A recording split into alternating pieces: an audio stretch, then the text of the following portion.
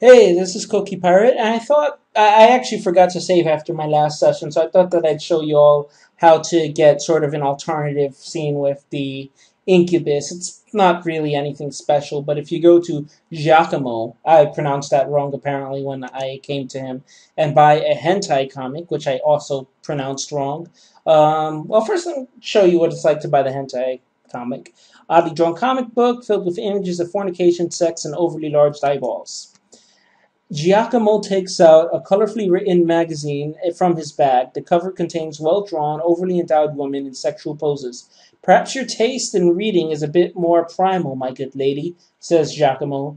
Taken from the lands far to the east, this tawdry tale of a group of ladies seeking out endless pleasures, with half a dozen pictures on every page to illustrate their peccadillos, or peccadillos, or you will have your passions inflamed and wish to join these fantasy vixens in their adventures. Collectible and in high demand, even if this is not your taste, you can easily turn a profit on it. Care to adventure into the realm of fantasy? It's only 10 gems, and I am doing you a favor at such a price, so I'll buy it. You peruse the erotic book. The story is one of a group of sisters who are impossibly heavy-chested and equally horny, getting into constant misadventures, trying to satisfy their lust. While the comic was entertaining and erotic to the highest degree, you cannot help but laugh at how over the top the story and all the characters are. Where the world, as it was in the book, nothing would get done, as humanity would be fucking like jackrabbits in heat for the rest of their lives. While certainly a tempting proposition, everyone gets worn out sometime. You place the book in your sack, well entertained and with a head with wilder perversions than you woke up with this morning. So yeah, if you buy it and then go to the factory, you can enter the factory, go north, east, and if you talk to him, the incubus speaks with a calm, deep voice, and so the insect, headless of its path, stumbled directly into the spider's web. Tiny insect, wait, what is that book you're carrying? Is that hentai? It is. Let me offer you a deal. I'm not really hungry or interested in fighting, so if you hand over the comic, I'll happily ignore your presence here. Though I guess you could also just submit. Then I could put you to work and still get the comic. So you trade. You hand over the hentai comic tentatively to the male sex demon. As soon as he has it in his grubby mitts, he sits down and starts thumbing through the pages, toying with his half-hard member the entire time. He must really like porn.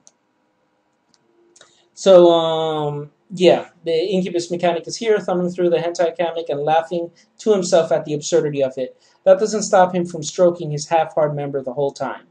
So yeah, and you can still fight him whenever you want. So it's just a little funny little animation you can unlock. But yeah, I hope everyone has a good day and enjoys this little bit of extras. Okay, I'm back, and this time I beat her on one attempt. I was just really unlucky, my stings weren't working. And granted, I was fighting someone considerably higher level than me. But, I beat her on, my very next try. I just decided not to read the whole thing all over again. The omnibus trembles where she stands, her proud demonic dick twitching and pulsating as her desires totally overwhelm her. The tainted nodules covering the purplish hermaphrodite's member ripple and swell from the base towards the tip, culminating with an explosive eruption of sticky white demon seed. She moans with shame and pleasure, pumping her larger and larger volumes of cum onto her office floor. She drops to her knees, too exhausted and ashamed by her premature orgasm to continue fighting. Oh no, you can't tell the other demons I got up so easily. I'll never live it down, she cries. You've beaten me. Please, let me go and I promise not to tell any other demons. I'll use my magic to give you a gift. My magic is powerful. I can do nearly anything with it when the subject desires the changes. What do? You could use her boon to increase the size of your endowments, or maybe regain some of your lost humanity. Or you could play it safe and turn down her offer. although then you'd have to decide to let her go or kill her. Now, all of this is a scam. It'll give you a minimum lust, which is a huge handicap in the game. So I'm just going to let her go. Killing her works too, but, just to be nice. You refuse to fall for her ploy and decide not to take her up on her offer. However, being that she is so thoroughly defeated, you allow her to escape, promising her far worse should she ever oppose you in the future. "Thank you, merciful hero," she says, and she sprints out the door. Wings unfurl from her back as she takes flight, disappearing out a skylight above the main factory floor. Okay, so I got some experience out of that, which is good. And now to the desk.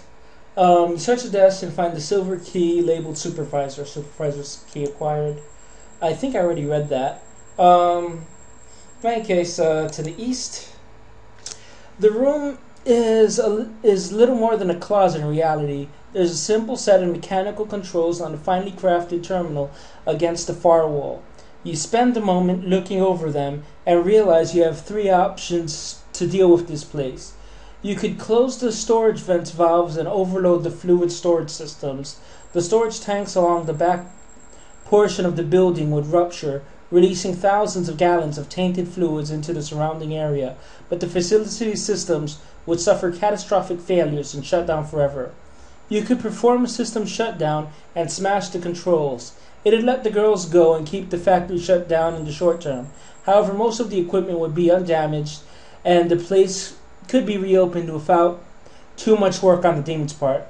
You could leave the equipment to continue running. After all, the girls downstairs did seem to be enjoying themselves. Now, if you do the valves thing, you'll come across Murray again in the lake, and she will be completely corrupted. So I'm not gonna do that, mostly because when she you get a different she appears again, and you could actually join her, and that would be another bad ending. Good ending, whatever. She'll fuck you forever. But I'll just shut it down because she gives me an item that I want if, I just shut down the factory. And thus far, I've played for a while and the factory never goes back up again, so shut it down. I resolve to shut down the factory, then destroy the controls. You spend a few moments making sure you aren't about to do something disastrous. A few deep breaths calm your nerves, letting you focus on pressing the correct buttons. The constant thrumming of the machinery slowly dies down, closely followed by a chorus of disappointed moans. You step over the window and watch as the captives come out of their drug-induced sex comas. A great deal of them gather up and leave, though you are unsure what their destination is. A few seem to be gathering back around the equipment and puzzling out how to operate it. Maybe they liked being here. But yeah, so the controls are now inoperable due to the damage your actions have caused. So yeah, that's pretty much everything. It says the chamber is significantly emptier since you've shut down this factory. Roughly half the girls appear to have left. The rest seem to be preoccupied by fucking each other in a massive orgy. A few enterprising ladies have found leather outfits and appear to be helping to manually administer the chemical cocktails to those engaged in rampant sexual exploits. It seems some of them prefer a life of near constant orgasm to their freedom. There is a door to the east marked exit and a stairwell along the south which leads to the overseer's office. One of the leather-clad ladies steps over and offers, "Would you like a dose? You look like you need to relieve some tension." Maybe later. It raises your corruption. If you do it 3 times, it's game over, but you do it twice, it'll just raise your corruption, and I think it'll alter your body somehow, but I don't want to mess with that right now. So south, and I'm out of there. But, yeah, I hope everyone has a good day. Bye-byes. So, yeah, I'm back at the lake, and I came across Murray again. You reach the dock without any incident and board the small rowboat. The water is calm and placid, perfect for rowing. You set out wondering if you'll find any strange islands or creatures in the lake. Like a hidden emerald jewel, a small island appears in the distance. You wager that you're somewhere near the center of the lake. How coincidental, you row closer. You're gonna... Okay. Yeah, I already read this. Murray smiles broadly at you and steps free from her tree. The lithe plant goddess gives you a warm hug and kisses you on the cheek. Thank you, she says, breaking the hug and turning back to her tree. The onslaught has lessened, and I feel more myself already. Let me thank you for your heroic deeds. She plunges a hand into the tree and pulls out a small pearl. This is a pearl from the very depths of the lake, infused with my purity. If you eat it, it will grant you my aid in resisting the lust and corruption of this land. Murray pushes the pearl into your hand and closes your fingers over it. Go now. There is little much to be done. With luck, we will not need each other again, commands the goddess as she slips back into her tree. You place the pure pearl in your third pouch. Now, this is actually useful for a fairy you will find imprisoned in the second dungeon. But yeah, so that sort of completes the first story arc. I'm going to have to grind quite a bit for the next dungeon, so I'll probably just record, stuff Raphael says, but, consider this sort of like a mini break. This is the finale. But yeah, have a nice day.